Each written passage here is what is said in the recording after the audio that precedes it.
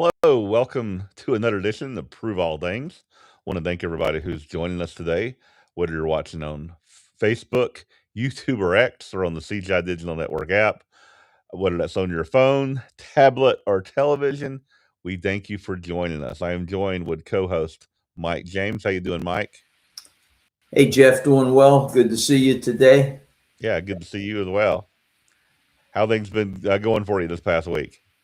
Uh, Busy. It was a busy week. Mhm. Handling some issues with the church, writing a new article for the international news, working on a new booklet idea, Okay. and trying to plan for a new web chat we're going to do hopefully on Thursday, I think. Yeah, hopefully that we'll get that done this week. Yeah, the past week was again busy for me. Definitely, we got some website updates. Got an updated logo that's now on our website. It That's looks really good, Jeff. It looks something like a modern logo should look rather than yeah, what we've had for a lot of years. yeah. Basically, I think it keeps the tradition and the history of our church, but makes it look a little more modern. And it's very nice design. So again, that and a few other things we've updated, and we're just we had to have a virtual church in Atlanta this past week because we had snow again. Well, we had ice the week before, but we had snow this weekend where we had in the area I live anywhere from 2 to 6 inches. So that's the same area where the church is at. So some people didn't get some, but a lot of people did get some snow, and we just had a Zoom meeting for church. So it kind of felt like COVID back when we were doing Zoom meetings back in the day. But yeah, I'm praying and hoping, and the weather looks good this weekend. So I think I'll be able to get back to in person services because we haven't had that in a couple of weeks. Very.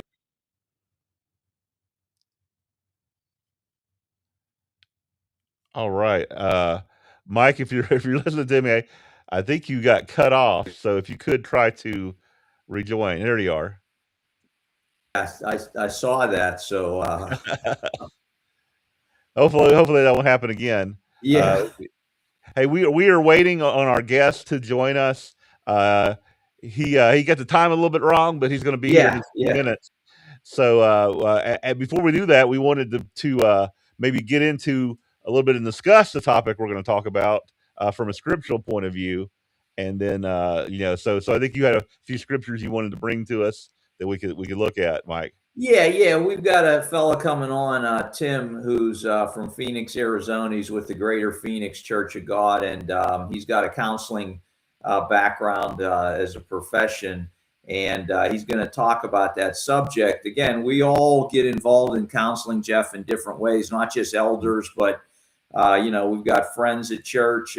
People come together for fellowship, and they get to talking, and you've had issues or experience with this, that, or the other thing, and you can pass that on to somebody who's going through the same thing.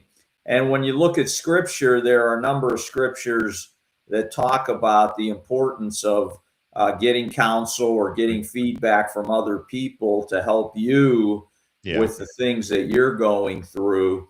So we just wanted to look at a few scriptures that bring that point out here. All right, let's go ahead and go to one right now. And after this one, I think Tim might be on the line, so we'll Okay. bring him in after we just go over this one scripture here. So, Okay. so if you could, the scripture is it's in Proverbs. What is it? Proverbs 15:22. 15:22. 15:22. Yeah, and it's real simple. Without counsel, purposes are disappointed, but in the multitude of counselors, they are established. And again, we were talking about addiction last week, Jeff, and we mentioned Narcotics Anonymous, Alcoholics Anonymous, and how they really help. One of the ways is you get a lot of support. You get a lot of quote unquote counselors. You got one person who's kind of your go-to person on a regular basis, but then you have other people within the group that you get into meetings with who are counseling you there. If your main person isn't there, you've got other phone numbers to call. to help you in those moments. So again, whenever we're getting more people involved on a problem, Mhm. it makes total sense that that's going to help us. Okay. Oh, absolutely. I know just from my personal experience dealing with issues in life, it's better to get if I just go on my first instinct, sometimes that's wrong. So it's better to get people's advice, get people's counsel in those situations. And I've learned from experience, that it's a lot better. It may not be exactly what you want to do, but sometimes you get a better idea from seeking counsel. And again, multiple sources is a very biblical way to do that on most things. All right, so we go ahead and bring in Tim. Tim will be joining us right now. Hello, Tim. How you doing? Hey, Good Tim. morning. How you guys doing? Good, buddy. Good to see you. Good And to see you as well. if you could get us going, Tim, just give us a little bit of background on you and your work, and also your background in the church. Certainly, certainly. Very happy to be here with you guys. Good morning. Thanks for having me. My background. How do I put this together nicely? So, grew up in God's church. Have always had as long as I can remember, a relationship with the Lord and Jesus, and grew up in a house where we kept the Sabbath and kept the holy days, and um, just really blessed to have been born into a family where I knew the importance of Jesus and God. Hmm. So I've been in the church my whole life, pretty much. Really big on relationships with people. I've always been kind of a connector. I've always been somebody that's kind of been drawn to people and is engaged with people and talked with people. The running joke is if you put me in a room with a rabbit, before long that rabbit and I are going to be talking. So I'm going to find somebody to talk to. Um, so as far as my professional background and how that kind of I guess kind of blends into to the road here. My whole life since I was a kid, my friends would come and I need advice about this and let's talk about this and this has happened and that's happened. Even at 12 years old, well, if you really like Jewel, you should ask her to the dance or whatever it was. So that's kind of always been my role. And when I was 18, I started working as a one-on-one, a instructional aide, a one-on-one aid for autistic children. So that was the first time that I worked with really people professionally. So I worked in high school settings as paraprofessional, behavior coach, a one-on-one, Hmm. and I did that for many years. Picked up on a lot of the skills that I use now as a therapist. From there, I taught at a charter school for a couple of years, and while I was at that charter school, my guidance counselor said, "Hey, I'm going to go back to school and get my master's degree." And she said she was going to get a master's degree to be an official school counselor. And she said, "I think you would make a really good school counselor." And I was like, "Yeah, that would be fun. I like that. I like the thought of that." Hmm. But I wasn't sure I wanted to stay in education. So I ended up getting my master's in professional counseling. So, um, substance abuse, I heard you guys reference earlier. We do substance abuse treatment, marriage and family, individual counseling, group therapy. I mean, we kind of cover it all. I've been practicing for about 7 years now. And Hmm. I think I've been in behavior health for maybe 10 years. And I think I've been working with people in some capacity for 20 years. So all of it, every single stop along the way, I worked a lot of jobs where I was like, what am I doing here? And I'm not making any money and I'm miserable. And I look back and I'm in rooms now and people are like, we don't know what to do. And I'm like, I remember when I worked at this place that really wasn't that great. We need to do X, Y, Z and ABC. So I look back and I just look at the way that God put me in the places where I needed to be to pick up on the skill sets that I was going to need, many years in the future. At the time, I didn't really understand why I was in some of those places, but looking back now, it was totally a God thing, and it's been a huge part of my life, clearly. Okay, so you definitely are the professional counselor. So does your counseling experience, how does that work as far as in the church? Do you do counseling in the church, or is it mostly just a professional counseling that you do? Yeah, so I don't do any professional counseling in the church space. Okay. There are essentially ethical guidelines that kind of govern what we do as counselors. And one of the things that we are kind of I guess, kind of encouraged not to do it, and except for special circumstances, is to engage therapeutically with people that we have dual relationships with. Gotcha. So that could be people we go to church with, or neighbors, or my mechanic, or whoever it kind of is. I do have obviously many individuals and friends and family members who will talk to me about what's going on in their lives, who maybe will call me if they're having a tough time, or they're stressed, or maybe their child is getting in trouble at school, or maybe they haven't been sleeping well since they lost their mother, or whatever it is. And I give, feedback and advice and encouragement, and try this and try that, et cetera, so forth. But it's not officially counseling, Hmm. so much as it Right. is counseling, if that makes any Yeah. sense. Right. Can So you I guess so the counseling that you do for a professional, is there anything that you've learned from doing that could help us as Christians in our ability to maybe counsel others as an elder or as a lay member in the church? Certainly, I think for me, the there's a couple of things that I see in my role as a counselor, and that I also see as a believer, as a Christian, right? So as a counselor, and many medical professionals see the world this way, like doctors, public servants, police officers, firefighters, etc., so forth. You help whoever. You don't stop and ask questions when people need help. If somebody's Hmm. having a mental health crisis, if a building's on fire, if there's an emergency, police officers, firefighters, nurses, ER people, counselors, there's no time to stop and ask questions about the merits as to why we're helping. All right, we're there to help. That's our calling, right?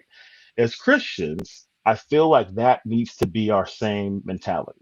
We're here to help. We're here to bring people to Jesus. We're here to bring people to Christ. And that should be our focus. And we should really put all of our energy into that. And so I feel like those are very much dual roles as a counselor and as a believer. As far as helping people and counseling people, um, I guess the biggest thing that I would say is the biggest thing that we could do is just listen.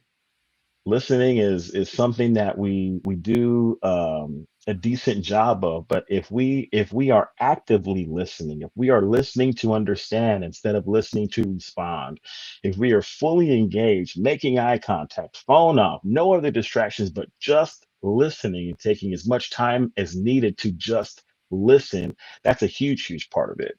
Another big part of listening and being an effective listener and trying to help people, and sometimes in those moments of crisis or despair or difficulty, or whatever it may be, is validating people's feelings.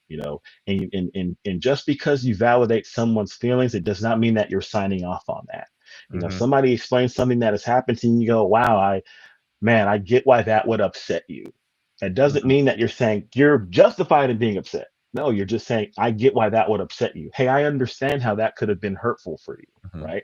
And so listening and validating people's feelings are I think, a very big part, on the most basic level of trying to help somebody who's in need of counsel. If you start there and you build some rapport, then you can build from there.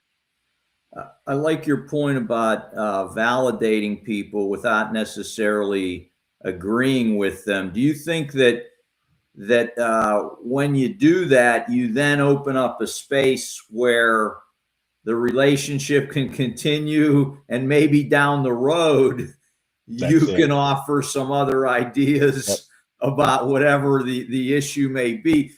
What I'm getting at is when you talk about active listening, or being there to listen, and how important that is, many of us sometimes want to solve the problem, or make everything better in the Sure. moment. And Hmm. what's your advice? What's the most important thing in crisis? Is it solving the problem right then and there, or is it living to fight another day? I'll put it down the road to get at this. You get what I'm saying? I do. I do. You I can certainly speak get to what that you're a little saying. bit. Yeah, absolutely. One of my favorite quotes, and I wish I could remember who to attribute it to, but I will acknowledge that it is not a Tim original. But one of my favorite quotes is, um, people don't care how much you know until they know how much you care. Okay, Okay, I so that's like one of my that. favorites. People don't care how much you know until they know how much you care. Hmm. So if you're looking to solve a problem, if you're looking to fight another day, regardless, you got to get over the fact that you're here to help. It's genuine. It's sincere. I'm really taking my time with this, right? Um, it depends on what's going on in crisis. I think if people are in crisis, there are times in which we can take care of this crisis right now. We can avert this issue. We can solve this problem right now. But it's not always like that. So there may be a time where you can revisit something, or you can kind of, hey, I know we talked about this 2 weeks ago when you were really upset. I thought maybe we could revisit that. I wanted to ask you X, Y, or Z, right? The other thing that we have to remember is that when people are in crisis, and I say crisis loosely, I mean they're struggling with depression, they're struggling with anxiety, they're fighting with their children, they're fighting with their significant other, whatever it is that you kind of want to define that as. When people are in crisis, they tend to be more emotional, whether that's more angry, Mhm. more reactive, uh, more depressed, whatever it is. So, in my experience, when people are overly emotional, it's not necessarily the most opportune time to really get in there and address problems. If we can revisit it when things have kind of calmed down, when the crisis is not, when that fire is not churning red hot, if you will, it might be a better time to revisit it and look to take some action steps and kind of come up with an action plan and really solve, quote unquote. But especially, as brethren, as brothers and sisters looking to encourage each other, you Mhm. know, listening is the biggest thing I would say. And then also asking, this is something that's been very, very effective for some people I know, is saying, I'm a person who needs to vent sometimes, right? And so sometimes when I need to vent, I'll tell people, listen, I'm not looking for feedback or advice. I just need to get some things off of my chest. The Mhm. other side of that coin is when people call me and friends of mine, I will ask them early sometimes, hey, brother, are you venting or are you looking for some feedback? And they'll be like, dude, I need to know what to do, man. What do I do here? And I'm like, okay, Mhm. cool. And I'll listen and we'll say A, B, C, D. Other times you're like, I just need to get some stuff off of my chest, which I Mhm. can do that too. Go ahead and speak, and I'm glad to listen. So just asking for clarification in those moments as well can be helpful. Hmm. Very good point. Very good point. So when you got into counseling, have you ever felt overwhelmed at times in your day-to-day job, or have you ever felt overwhelmed by an issue of someone in church, or somebody who was just you were helping as a friend? Mike, I am overwhelmed right now. And yeah, absolutely. I think that's part of, and I'll use it kind of a segue. I'm legitimately overwhelmed right now. There's a lot of balls up in the air, like I'm sure there are with many of us.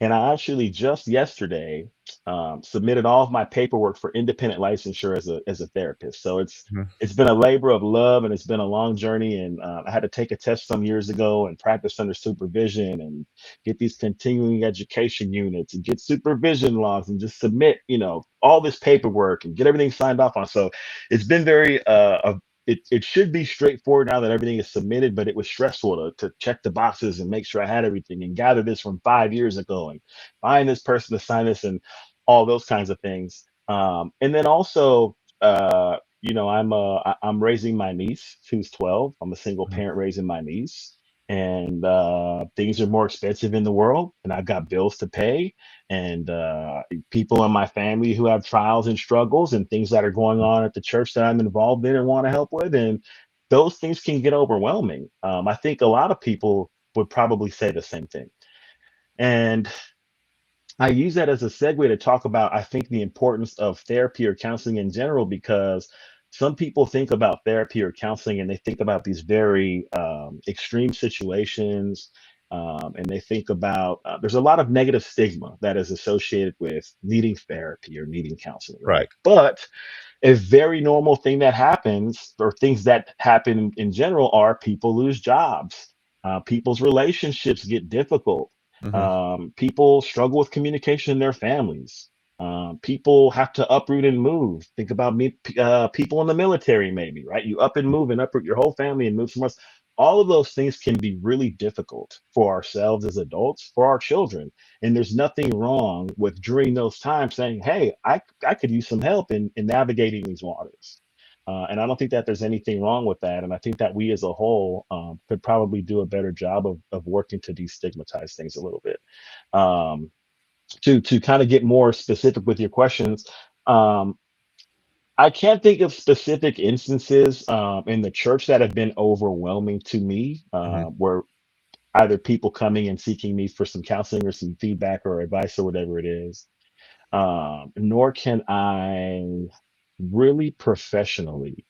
I really try and keep things right in the middle. So I try not to get too high. I try not to get too low. And I remember I had a professor who told me, he said, it's good to celebrate the success of your patients, but you want to keep it in the middle, because if you celebrate the successes of your patients, that's good. But then if your patients don't do so well, you're going to feel that too, and you're going to come down too.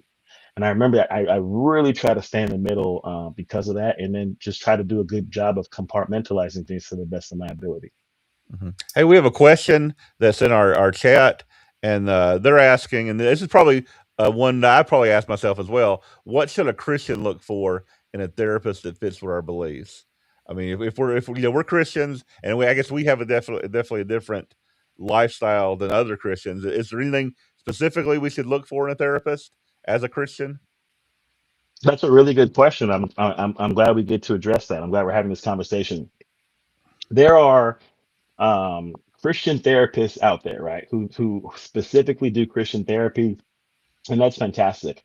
Um, I am not a like classically trained, Christian therapist. I'm a CBT therapist, cognitive behavioral therapy.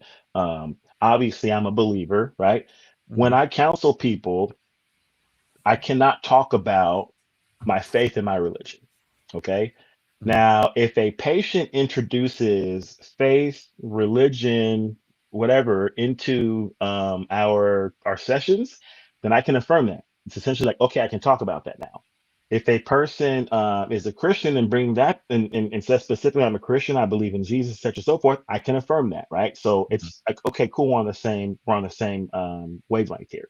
Hmm. With that being said, I know some wonderful, wonderful therapists who are very, very good at their job, and I don't know if they're believers or not. And I say that to say that if you are talking about things specific to therapy that are very much ingrained in your faith and your walk, and that's not to say that everything is not essentially ingrained in our faith and our walk, then there Hmm. may be a bigger need for an emphasis on a Christian counselor, right? But I do feel like if you are looking for general counsel, it's wonderful to have a therapist who has the same beliefs as you. But I think the emphasis should be on finding a good therapist. It's hard to find somebody that you can connect with as a therapist. Hmm. It's difficult in itself. So I think the emphasis for me, I would really say work on finding a good therapist, and that therapist should be able to help you along with your journey. Just like if you were to go to a mechanic or a tax professional, like it's great if they're a believer, Hmm. but hey, if you can fix my Buick out there, I need my Buick fixed, brother, like Hmm. for lack of better terms. Is there any I guess, pitfalls that maybe people who aren't licensed therapists can make mistakes in giving advice or providing therapy for others? Is there a way that we could make mistakes that maybe like you as a licensed therapist would not make? I mean, we all make mistakes, right? Yeah. We all make mistakes. I think as trained therapists, there's definitely a nuance to some of the things that we do. There are also techniques and strategies that you use in session, when you treatment plan, when you crisis plan. There's a lot of safe locks kind of built into our work. Hmm. There's also nuance in getting to the end of a session and kind of packing things back down, for better terms, before somebody leaves your office. I think those are all things that are nuanced and that come with time and experience.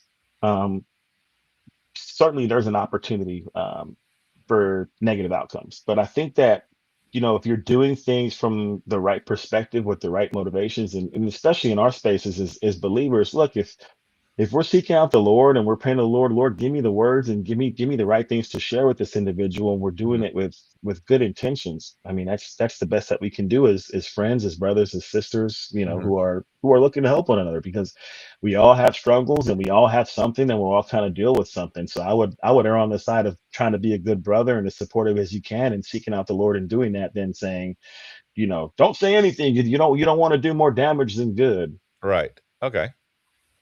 When you're counseling someone, should there be like a time limit where let's put this aside now and we'll get back to it later due to emotions and feelings, and that's something that's come up for me when I do counsel some people. I try to keep it within a time frame because of the emotional stuff that can come up can affect people in that moment. What are your thoughts on time frames, and how long do you do this? When do you come back to it? Any thoughts on that type of thing? Yeah, I mean, if you're looking at it from a counseling perspective, there's treatment planning around that. And when you first talk with somebody or do an intake with somebody, you talk about the frequency at which you will meet. You talk about how we handle emergencies, et cetera, so forth. So without getting too far into the weeds, with me, generally the cap that I'll meet with people for is about an hour. And I try to do the same thing. If a friend says, "Hey, I need to talk. Can I give you a call?" or some, whatever it is, I try to keep things to an hour because things can be very emotionally draining. There's some hours that don't feel emotionally draining. There's sometimes 10 minutes into that hour, and I'm like, man, I need a water break. This is intense. And so it just depends on what's going on with that person that you're talking to. I do think that it is important to recognize that we're not perfect. None of us are going to be perfect. We're going to try to be as composed as we can be, but if you're talking to someone and things get overly emotional, there's nothing wrong with saying, okay, things are a little that fire in that barrel is churning pretty hot right now. Whether that's somebody crying or somebody who's angry, whatever it is saying, why don't we take a 2 minute break? Okay, why don't we take a couple of deep breaths? Let's try and regulate ourselves a little bit, drink a little bit of water, maybe take a bathroom break. Take a deep breath. All right. And let's pick it up again in 2, 3 minutes. Now, when you do that, you might start to build and build and build and build and build and build. And you might have to do that again in 20, 30 minutes, whatever it may be. But Mhm. that's better than just things continuing to intensify and et cetera, so forth. So take breaks if things get intense. And we can acknowledge that as well. If somebody is if you're counseling somebody for the first time, for example, and they said, Mike or Jeff, hey, I really need to talk. There's all these things going on. Me and my partner are fighting, or I'm struggling with addiction, or whatever it is. You can kind of I don't want to say set ground rules, but for lack of better terms, you can put some expectations out there. Hey, when we meet, if things get overly emotional, I might say, let's take a couple of minutes to take a break. All right. That's not abnormal. That's not a reflection on you. That's just something I do. I try to keep our conversations to about an hour in time length, just because these things can get emotional or this, and that. So the first time that you're meeting with somebody or you're preparing to counsel them, you're letting them know what this might look like, and really Mhm. setting expectations for them so that when you get to an hour, you're going, hey, wow, it's been an hour. And you're going, hey, I kind of got to wrap it up. Well, what do you mean? Why are you wrapping it up? It's only been Mhm. an hour, right? Mhm. But if you lead off with saying, hey, let's talk, we're going to give it about 50 minutes to an hour and let's XYZ, you kind of set expectations Mhm. and kind of set, I guess, parameters around what that looks like. You can also, at that time, if there's things that you might say something like, "Hey, there's some things that I'm more than happy to talk to you and listen to you, but if there are things that come up that are outside of my scope or things that I don't really know about, I will humbly say I don't know." And I'm happy to try and help you find somebody who might be more appropriate or more helpful in helping you talk through those things or address those things, which is something that I do professionally as well. Hey, if it's outside of my scope, I'll be the first to say, hey, this is not really my scope, but let me try and help you find somebody who this is within their scope of work and are more comfortable and more equipped to help you address these challenges or struggles. Gotcha. How about with, like you mentioned, maybe marriage with a couple, as opposed to a single person that you're talking to about an issue? Do you have a different approach initially with a couple? I mean, do you separate them first and get a baseline from each one and then bring them together, or how do you handle uh, that when you're working with more than one person at the same time? Yeah, take a quick water break. So it depends on the first stages of therapy. So for me, I might be meeting with Bob individually, right? And Bob talks about his struggles with his marriage. And after 3 or 4 sessions, I say, well, Bob, do you think it might be beneficial for us to meet with your wife and do a couple session? Mhm. Same thing if I'm working with a 15-year-old and they're talking about struggles with their family, eventually I'm going to say, I think we need to do some family therapy and get your parents in here to kind of talk about what's going on. When you meet a couple and the couple's the first interaction or engagement with them, they say, hey, we would like counseling, then you're meeting them both kind of for the first time on equal footing, right? For lack of better terms. When you engage in therapy with a family or with a couple, the big thing is that you're dealing with more dynamics, right? So if I'm working with one individual, then we're working with their blind spots, their biases, the things that they kind of have to unpackage.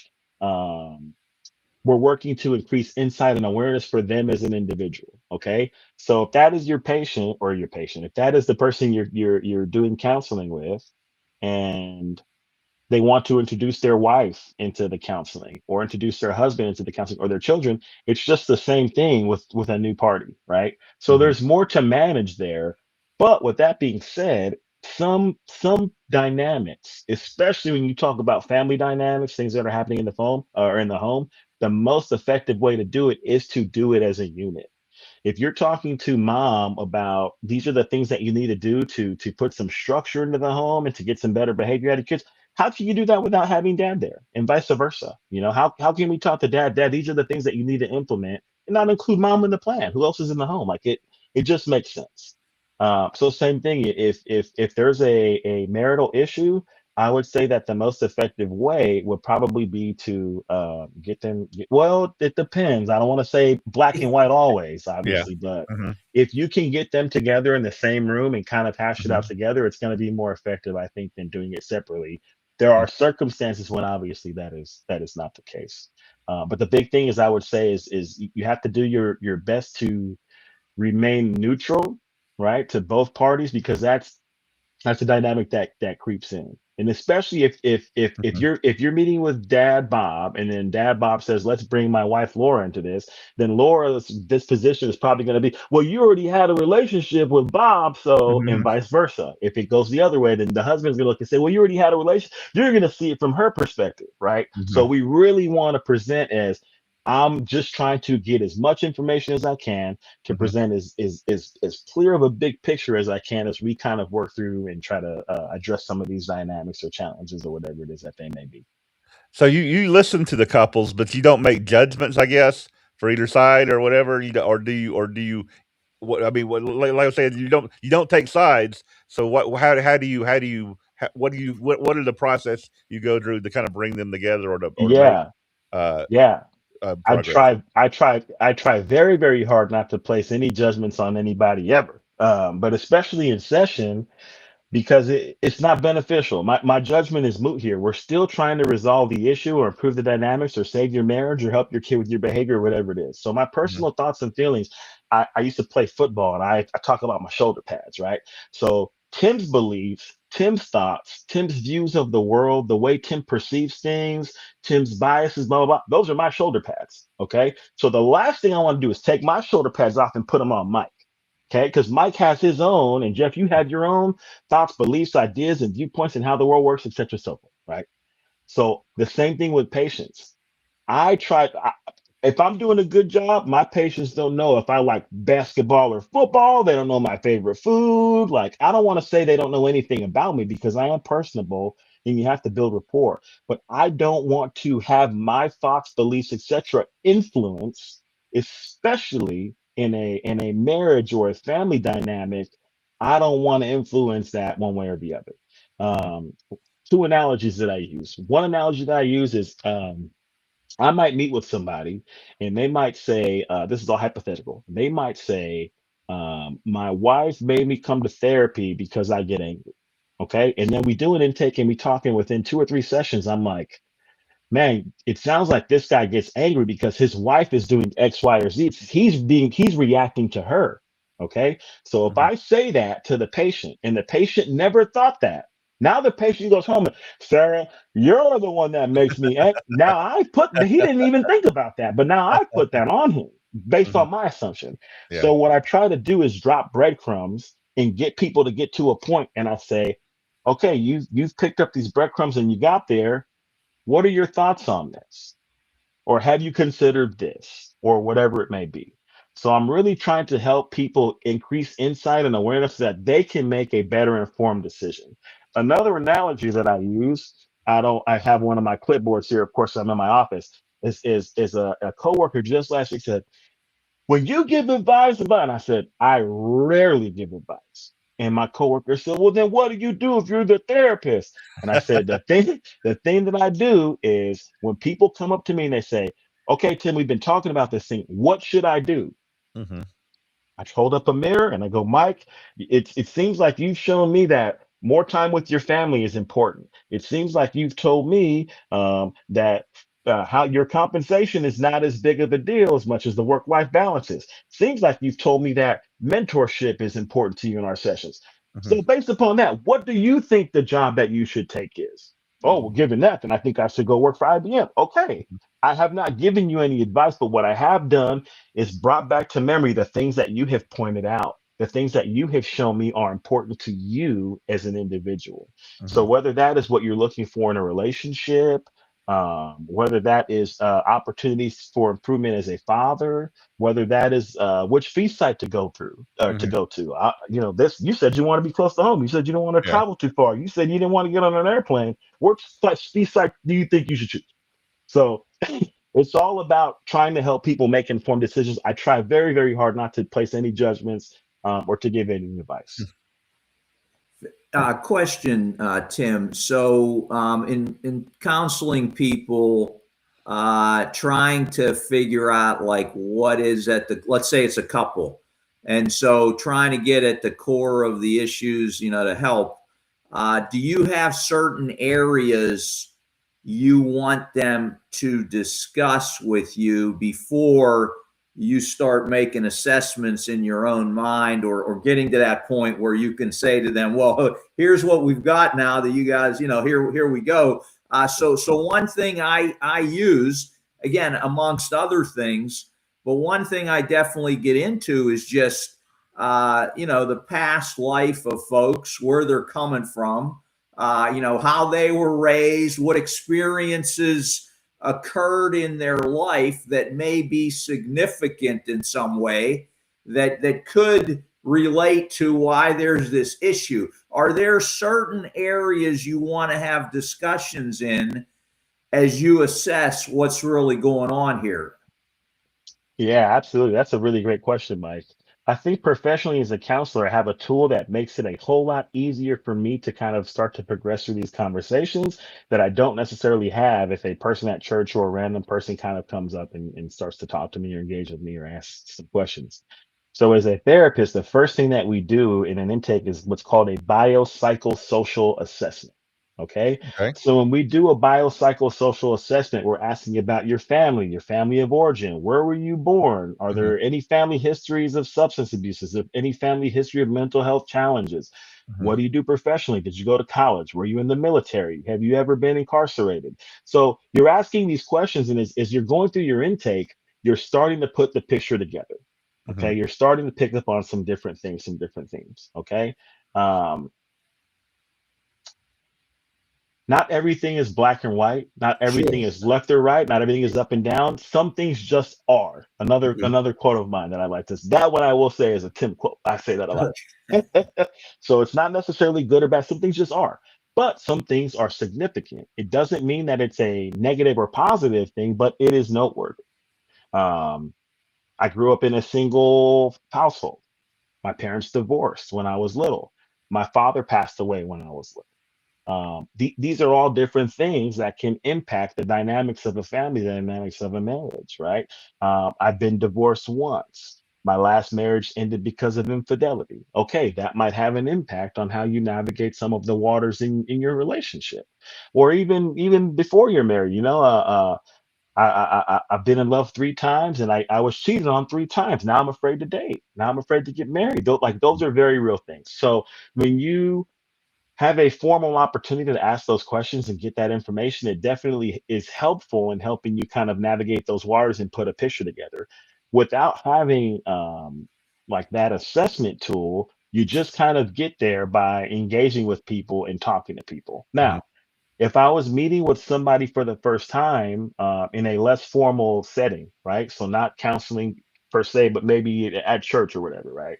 And I didn't know them, well, I might say something like, "Oh, sure, I'm happy to talk to you about these things, but can you guys help me learn a little bit more about you before we Mhm. kind of do that? Help me understand a little bit more of your backgrounds. How long have you been married? Like, you Mhm. know," and I might ask some of those pertinent questions. Mhm. Obviously, you might not ask every question that you might in a assessment, but ask Mhm. the questions that are germane to the topic that are going to help you get a clearer picture and a better understanding as to what is going on.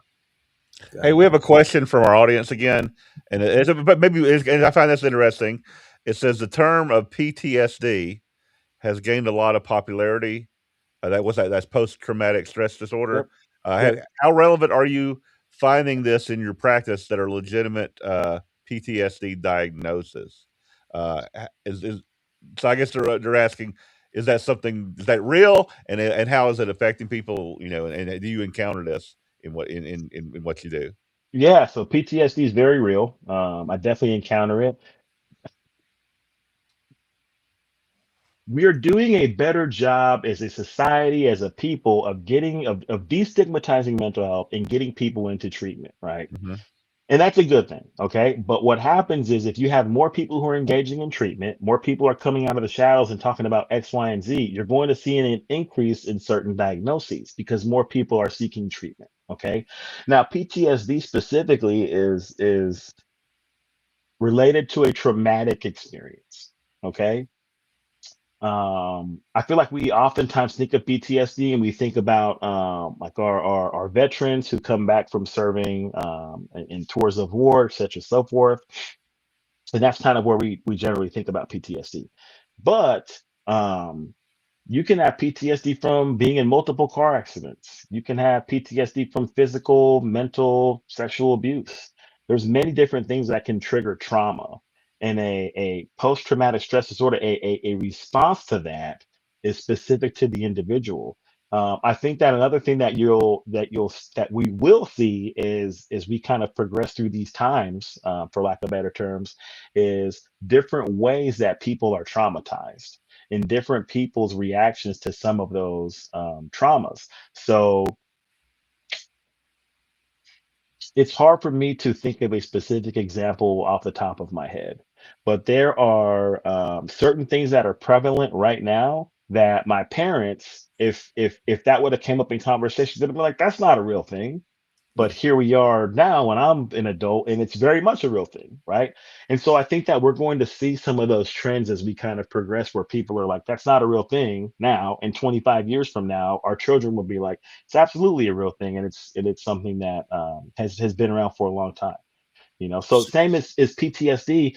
PTSD was around in World War One. You know, it's probably been around way long before then, but we didn't have a name for it back then. I use an example. I'll use a personal example here. I've struggled with anxiety for most of my life, and it's managed now, and I don't take medications or anything. And I know people that need to take medication for their anxiety. It's a very real thing. I always felt anxious as a kid. It wasn't until I was about 13 or 14 that I actually figured out the word anxiety and could define it. And I was like, oh, that's how I feel. I just thought everybody always felt like that.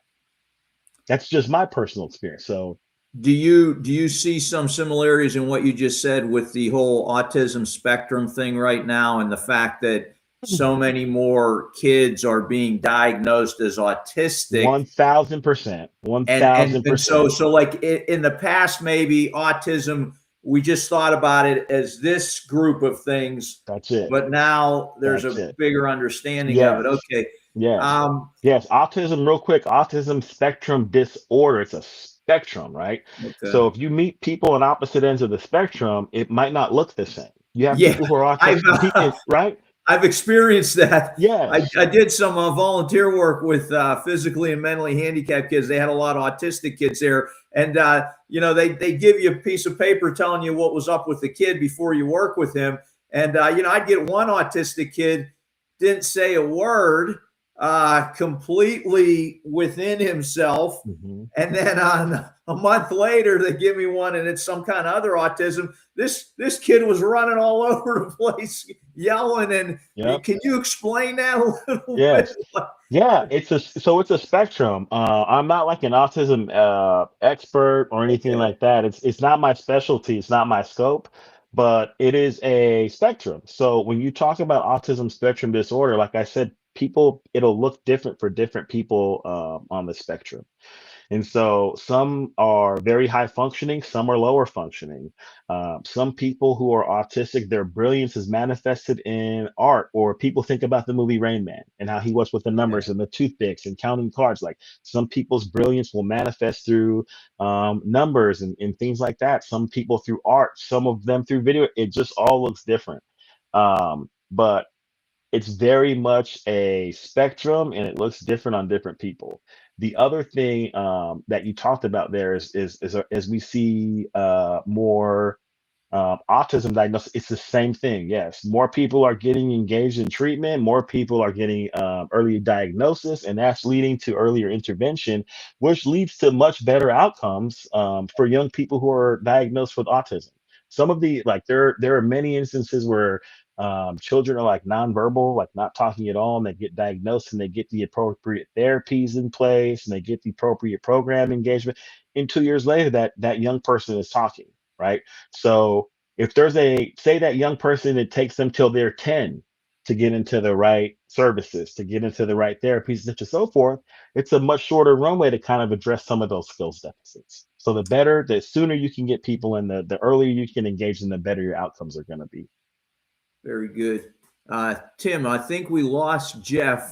Before you came on, we were having a little issue. He thought it was on my end. It may have been on his end, but we're still here, so that's okay. But I just wanted to let the folks out there know that Jeff's probably trying to get back in here. But there's another question here, Tim. If you could take a stab at this. It says, at what point do you remove yourself from giving advice? And what I'm thinking they're getting at is you're giving advice to a friend, and there may be some issue where, and I've experienced this, where they just keep coming to you with the same thing over and over, and it's starting to affect you or impact you in your life, that it's just a continual cycle of the same story over and over, the same thing over. How do you deal with that? How can you remove yourself from that? What are your thoughts about something like that? Yeah, so that's definitely something I've experienced as well. I think for me, the I am able to kind of differentiate when I think somebody needs a little bit of feedback or some encouragement or needs to vent versus somebody maybe needing to engage with a therapist. And I don't hesitate to suggest to anybody that they engage with a therapist. And I'll say, hey, have you talked to a therapist about this? Or have you thought about going to therapy and talking to someone about this more in depth? Um, Personally though, I can think of an example. I had a dear friend who was having some struggles, and he gave me a call and we talked, and he was having a really tough go of it. And I said, hey brother, you need to do A, B, and C, and here is a place that you can call if you think counseling might be something that is beneficial or helpful for you. And he said, okay, great. And then like 2 weeks later, he was having a tough go of it and he gave me a call again. And we kind of did the same thing. And I said, hey, Kate, okay, brother, you got to do ABC. You got to do 1, 2, 3. And hello, Jeff. And these are this is the number you can call or a place that you can go if you need some additional support or whatever it is. Okay. The third time he called, he said, hey man, I said, wait a minute. Did you do ABC yet? Well, no, I haven't had a chance yet. Okay. Well, do ABC first and then give me a call. But let's start with that because I've told you some very specific things to do. I've had people that have pulled me, a friend pulled me aside and I said, hey man, I need you to talk to my son and and I said, okay, what's going on? This is that. I said, hey man, I actually recorded a podcast episode. It'd be really, really good for you and your wife to listen to. You should start with listening to that because it'll go through a lot of stuff. Okay, cool. A month later, man, I need you to talk to my kid. Wait a minute. Did you listen to that episode? I said, no, I didn't get around to it yet. Okay, let's start with that. Let's start with that. Um, There's also nothing wrong. I had a friend who talked to me about a similar situation that you just described. And she said, basically, like, I'm at my wit's end. I can't do this anymore. And she said, but I like to travel with this friend and we like to eat together. We go out to eat and we're on a book club together and we could talk about all these other things. But this friend sometimes complains that they lack depth in their social relationships. And I said, okay, there's nothing wrong with saying, Margaret, I love when we travel. I love when we go out to eat. I love hanging out. I love when we talk about politics and baseball and we talk about art. But man, I am at my wit's end. I've had a lot of suggestions on how you can enrich your social relationships, but I don't know what else I can do. And at this point, it's just making me feel bad. So I don't know what else to say other than can we talk about those other things and can we kind of focus on those other things because I don't know what to tell you. And it's kind of burning me. And I think that's the way that you can communicate something like that, hopefully in a way that is not ultra hurtful. I'm not saying I don't want to be your friend. I'm not saying I don't want to hang out with you. I'm just saying I don't know how to help you fix your radiator or to get your marriage back online or to stop smoking or lose weight. Like I don't know. I've tried everything I can try and I don't know what else to say. Gotcha. Gotcha. I hope that answered that question. Yeah, I think so. I think so. Jeff, you're back. Good to have you back. Yeah, with I'm back. us. My internet in my house completely dropped out. So Okay. good thing the show kept going. So I'm Yeah. happy that we have a service where it keeps going even when I'm not here. So, but Right. I'm happy to be back. I just had to go unplug some stuff, plug it back in, and get it going. So Gotcha. Glad you can do that on the fly, man. So figured it out. But hey, Tim, we got about 10 minutes left here. We've been peppering you with a lot of questions. Let me give you a little time right now here. What are some things you may want to get across to the audience about this subject? Let me give you some opportunity here to just speak off the cuff. Yeah, certainly. Well, this has been fun. I'm happy to answer questions and I think it's an important space for us as believers. And mhm, the big things that I would kind of want to convey to people is you are not unique because you are struggling with your mental health. You are not unique and by yourself because you are depressed or you have anxiety issues or you have imposter syndrome and think you should be a better parent or a better husband or a better wife. Um, Life is difficult. There's a lot of things that are going on right now that are challenging, that are debilitating, that are draining. Right? mhm, That's not a unique circumstance. So if you need to talk to somebody, then talk to somebody. It doesn't mean you're weak. It doesn't mean you have a lack of faith in God. It means you're a human being who's experiencing a difficult, a difficult life. You know, there's a lot of blessings. I live such a blessed life. My life is truly beautiful. God has been so good to me. But that doesn't mean that there are not tough days and tough times and things that I struggle with and things that I think about when I lay my head on my pillow at night that worry me. mhm, That's part of the human experience. So if you need to talk to somebody, then talk to somebody. There's nothing wrong with that. That's a big thing that I would emphasize. Another thing that I would emphasize to people who are struggling with their mental health. Okay. And I've heard about this for years and years and years. I've even believed it for years and years and years, but I've really put it into practice over the last couple of years. And it's been there's been a shift for me, and I'll elaborate on that.